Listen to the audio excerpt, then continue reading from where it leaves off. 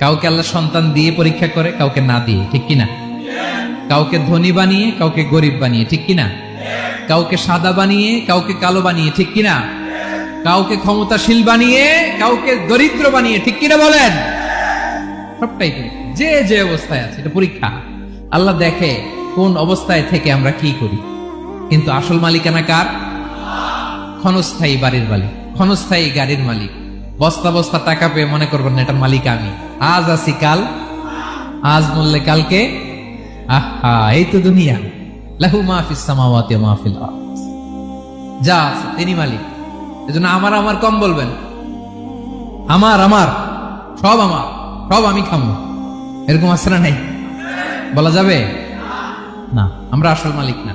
এই কিছুদিনের জন্য আছি মুসাফিরি জিন্দিগি, সফরময় জিন্দিগি। আজ আছি কাল নাই, চলে যাব। থাকতে আসি নাই, তাই না?